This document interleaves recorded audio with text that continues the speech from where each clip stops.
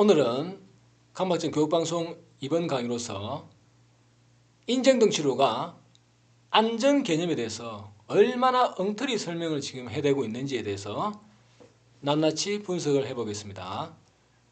제로서 모두가 속고 있는 강박증 치료 제15강 상편 2페이지를 제가 읽고 보충 설명을 하면서 객관적으로 판단해 보시면 되겠습니다. 제15강 상편 99% 안전에 대한 인정동 치료의 설명은 허구다. 1. 괄호 1번 일반적으로 환자가 두려워한 사건, 예를 들어서 에이즈 발병, 이런 환자가 두려워한 사건에 대해 현실 세계에서 그 사건이 발병하지 않을 확률은 99%입니다. 반면 그 사건이 발생할 위험은 1%입니다. 이까지는 다 누구나 다 인정하는 사실이죠. 이런 99%의 안전 대 1%의 위험에 대한 인정동 치료의 개념은 완전히 틀렸습니다. 예를 들어 가정주부 환자가 어린 아들이 유괴당할까봐 계속 걱정을 하고 있습니다. 인정동 치료자는 그녀에게 이렇게 설명을 합니다. 당신은 아들이 유괴당할 확률이 매우 낮은데도 그런 걱정을 계속하고 있습니다. 근데 당신은 비행기를 타다가 추락할 수도 있는데 비행기는 타고 다닐 거예요. 비행기가 추락하지 않을 확률은 99%이고 추락할 확률은 1%입니다. 이 사건에 대해 당신은 비행기가 추락하지 않을 확률 99%를 잡은 것입니다. 반면 아들이 유괴당하는 사건을 봅시다. 아들이 유괴당하지 않을 확률은 99%이고 유괴당할 확률은 1%입니다. 이 사건에 대해 당신은 아들이 유괴당할 확률 1%를 잡은 것입니다. 이렇게 비행기가 추락할 확률과 아들이 유괴당할 확률은 똑같이 1%에 불과합니다. 그런데 당신은 아들이 유괴당하는 사건만 걱정합니다. 그런 모순이 있습니다. 그 모순을 깨달아야 합니다. 이렇게 설명하는데 그럴듯하지만 이거 전부 다 엉터리 설명입니다. 자, 그 이유에 대해 설명해 보겠습니다. 괄호 1번 안전개념에 대한 인지행동 치료자의 그런 설명은 모두 다 틀렸습니다. 우선 치료자는 이렇게 설명했습니다. 비행기가 추락할 확률이나 아들이 유괴당할 확률이나 똑같이 1%입니다. 그런데 왜 아들이 유괴당하는 것만 계속 걱정합니까? 그것은 모순이 아닙니까? 그러나 그것은 전혀 모순이 아닙니다. 오히려 치료자는 환자에게 왜 그런 현상이 일어나는지, 왜 그것이 모순이 아닌지를 정확히 설명을 해줘야 됩니다. 이에 대해 필자가 설명하면 이렇습니다. 자, 제가 설명해 보겠습니다. 전술한 예에서 가정주부 환자가 명예의 피해를 보는 것을 매우 싫어한다고 합시다. 즉 가정주부의 가치관이 명예피해 극혐이라고 가정해 봅시다. 근데 그녀가 탄 비행기가 추락하는 사건은 그녀의 잘못이 전혀 없는 사건입니다. 그녀는 그 사건이 발생하더라도 자신이 비난받을 일이 전혀 없다고 판단했습니다. 즉 그 사건은 그녀에게 명예의 피해가 전혀 없는 사건입니다. 그래서 그녀가 그 사건을 정상으로 선택하지 않았습니다. 즉 가치관에 피해를 주는 특정 사건으로 선택하지 않았던 것입니다. 명예피해가 전혀 없는데 자기가 왜 걱정을 합니까? 반면 아들이 유괴당하는 사건은 그녀가 부모로서 아들을 잘 돌보지 못한 잘못이 있을 수도 있습니다. 그녀는 그 사건이 발생하면 자신이 남편이나 주변 사람들 등에게 큰 비난을 받을 수 있다고 판단했습니다. 즉 그 사건은 그녀에게 명예의 피해가 큰 사건입니다. 즉 명예의 피해를 주는 사건입니다. 그래서 그녀가 그 사건을 신경 쓰게 되어 정상으로 선택했습니다. 즉 가치관에 피해를 주는 특정 사건으로 선택을 했던 것입니다. 그래서 앞서 제가 모두가 속고 있는 강박증 치료 제10강 상하편과 제12강에 설명한 대로 그녀가 아들이 유괴당하는 것을 걱정하는 이유는 과도한 책임감이나 죄책감 때문이 아닙니다. 그녀는 아들을 걱정하는 것이 아니라 자신을 걱정하는 것뿐입니다. 이 과도한 책임감이나 죄책감에 대한 설명도 인정동 치료가 전부 엉터리 설명인데 이것을 다 논외로 하고 그래서 전술한 예에서 가정주부 환자가 특정한 사건만 신경 쓰고 두려워하는 이유를 요약하면 이랬습니다. 가정주부 환자는 가치관이 명예피해 극혐이라고 합시다. 그래서 그녀는 명예피해가 없는 사건, 즉 비행기 추락하는 사건을 신경조차 쓰지도 않았습니다. 반면 그녀는 명예피해가 큰 사건, 아들이 유괴당하는 사건을 두려워했습니다. 이건 너무나 당연한 이야기입니다. 피해 주는 사건 신경 쓰고 피해 없는 사건 신경 안 쓰는 게 너무나 당연한데 이게 왜 모순입니까? 이해하는 생각하고 책을 참고하시고, 그래서 이렇게 99%의 안전 개념하고 1% 위험에 대한 개념이 완전히 엉터리입니다. 자, 그럼 다시 반론을 제기하겠습니다. 제15강 하편, 일반인은 1%의 위험을 감수할 뿐이다. 이 인지행동 치료 엉터리 설명이 왜 엉터리인가를 다시 한 번 더 분석을 해서 설명을 해보겠습니다. 1번, 가로 1번. 환자와 일반인은 특정 사건, 예를 들어서 암이 발병하는 이런 특정 사건에 대한 안전과 위험에 대해서 각자의 입장 차이가 있습니다. 인지행동 치료에서는 그런 차이점에 대해 이런 식으로 잘못 설명하고 있습니다. 일반인은 교통사고, 에이즈 발병, 도둑침입, 성범죄를 저지름, 폭행당함 등의 사건들에 대해 99%의 안전을 잡고 있습니다. 반면 환자는 그런 사건들에 대해 1%의 위험을 잡고 있습니다. 그래서 환자도 치료를 통해 일반인처럼 자신이 들어간 사건에 대해 안전하다는 것을 확실히 깨달아야 합니다. 일단 이렇게 제 변호사 이렇게 설명을 하고 있는 겁니다. 이런 인지행동치료의 그런 논리는 한마디로 이겁니다. 일반인은 두려워하는 사건에 대해 99%의 안전을 잡았기 때문에, 즉 뭐 선택했다 이런 뜻이죠. 안전을 잡았기 때문에 1%의 위험을 신경 쓰지 않습니다.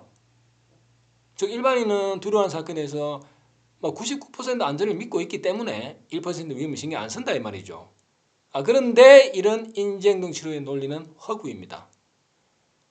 환자와 일반인의 차이점은 특정 사건에 대해서 99%의 안전을 잡았느냐, 1%의 위험을 잡았느냐라는 선택의 차이가 아닙니다. 왜냐하면 사람은 99% 안전한 것은 애초에 신경 쓰지도 않습니다. 그래서 99% 안전한 것을 애초에 신경 쓰지도 않고 1%의 위험만 걱정하기 때문입니다. 예를 들어서 어떤 남자가 식당을 운영하는데 여자 종업원을 채용했다고 합시다. 그는 그녀를 면접했을 때 그녀가 예의가 바르고 친절하다고 생각했습니다. 그래서 그는 그녀가 손님에게도 친절하게 대할 것이라고 판단했습니다. 그녀가 그럴 가능성은 확률적으로 99%이고 그렇지 않을 가능성은 확률적으로 1%라고 판단했습니다. 그런데 그녀가 손님에게 친절하게 대하는 경우는 그에게 아무런 피해가 없습니다. 당연히 그런 경우는 그녀가 손님에게 친절하게 대하는 이런 경우는 가능성이 몇 프로이든지 간에 99% 1%이죠. 그거 신경 안 씁니다. 어차피 피해가 없기 때문에 확률 따질 필요가 없는 거예요. 애초에 그럴 가능성이 확률상 몇 %이든 관계없이 그가 애초에 걱정할 필요조차 없습니다. 그래서 그는 그녀가 손님에게 불친절한 경우만 걱정할 뿐입니다.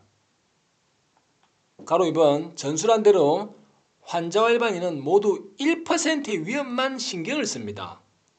안전한 건 애초에 신경을 안 씁니다. 그거 선택이고 말고가 없어요. 그렇다면 특정 사건의 안전과 위험에 대한 환자와 일반인의 근본적인 차이점은 무엇일까요? 앞서 제14강 2번의 가로 1번 부분에 설명한 피해감수 관련 내용도 포함됩니다. 책을 참고하시고요. 그 차이점은 특정 사건의 안전과 위험에 대한 환자와 일반인의 근본적인 차이점은 1% 위험에 대한 대응 방식, 즉 처리 방식의 차이입니다. 즉 그 위험을 어떻게 처리했느냐의 차이입니다. 안전 선택이냐 위험 선택이냐가 아니고요.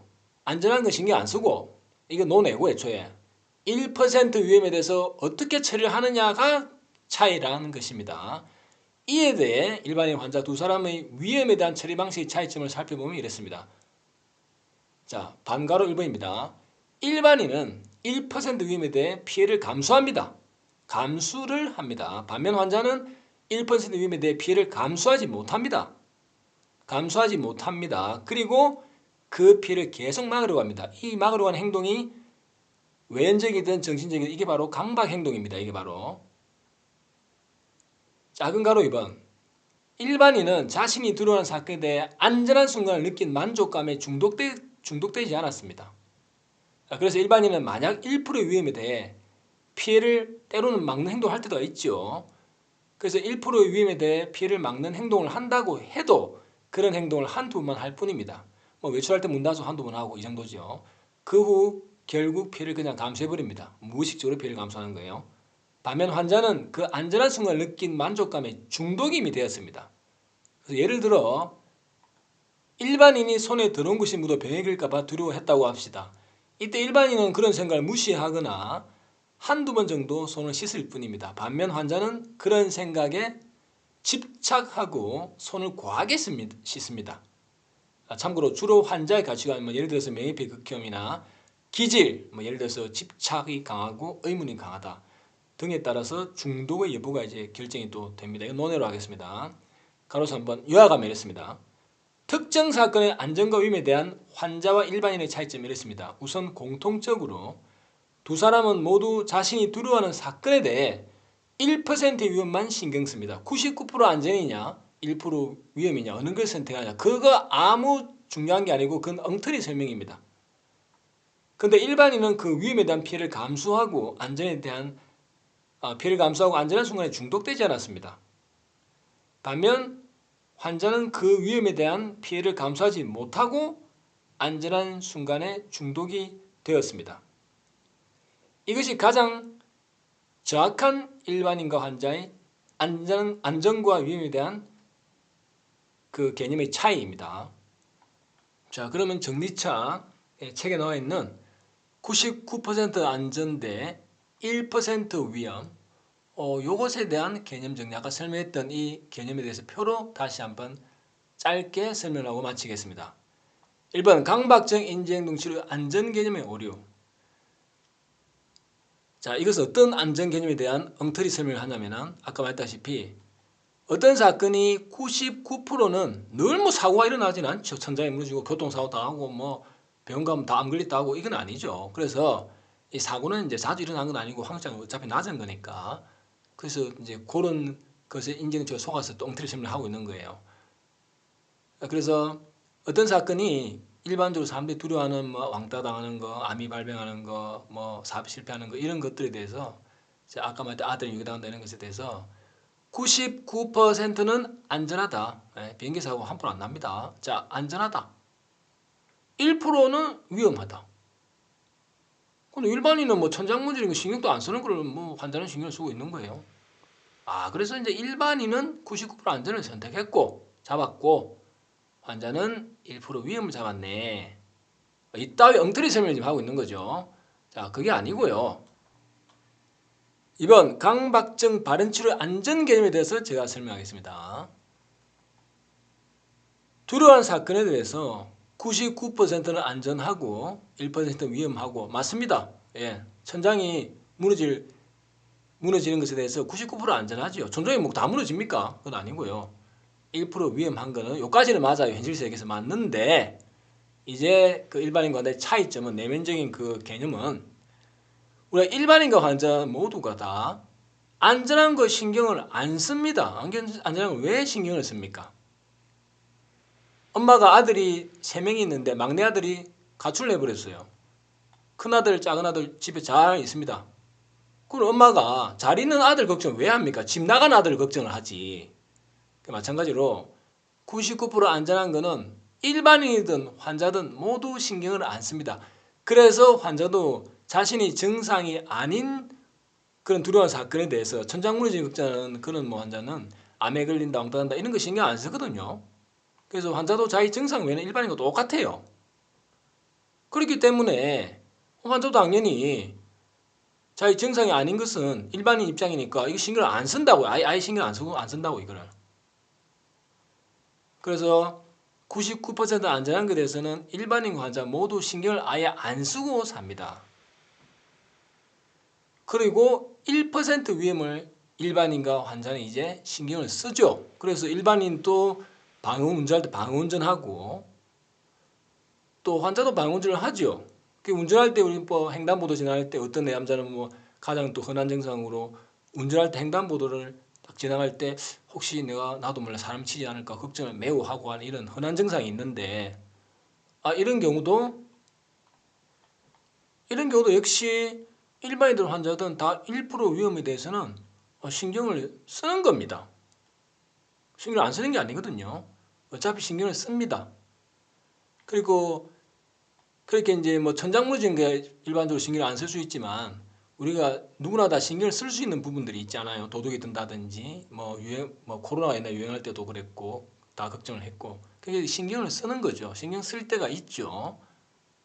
도난이나 뭐 분실 이런 거 신경 쓸 때 있습니다. 이 위험에 대해서 안전한 거 아예 신경 안 쓰고 그 위험에 대해서 일반인은 에이씨 뭐 차에 치면 내가 운전하다 사람을 차에 치였다. 그걸 어떻게 막나? 나도 사람인데 그걸 모르고 치고 지나갈 수도 있고 또는 또 나도 어떻게 운전 미숙이나 잠이 좀 와가지고 졸음 운전으로 사고를 날 수도 있는 거지. 예? 나도 또 건강을 잘못해서 암에 걸릴 수 있는 거지라고 이렇게 피해를 감수해 버립니다. 일반인 또 환자도 자기 증상이 아닌 경우는 이렇게 감수하는 거죠. 근데 환자는 즉 1% 위험에 대해서 일반인은 피해 감수를 해버리고 환자는 1% 위험에 대해서 피해 감수를 못합니다. 그래서 계속 이제 맞고 집착하고 하다가 이제 중독이 되면서 간혹 이제 발병하는 거예요. 그래서 이제 설명한 대로 이 인지행동 치료의 안전 개념, 지난번에 같이 한 개념 찾는 것도 엉터리였고 이 안전 개념도 엉터리입니다. 이거 말고도 엉터리가 너무 많아요. 인지행동 치료는 시작부터 끝까지 전부 엉터리라고도 과언이 아닙니다. 자, 일단 이 부분까지 강의하고 자, 자세한 내용은 그래서 모두가 속고 있는 강박증 치료를 참고하시면 되고요. 이 책은 이제 전자도서관에서 무료로도 볼 수 있고 또 그러니까 제가 또 블로그에서도 핵심 내용을 또 설명을 앞으로 할 예정이니까 인지행동 허구에 대해서 참고하시고요. 자, 이제 강의를 마치겠습니다. 좋은 하루 되십시오.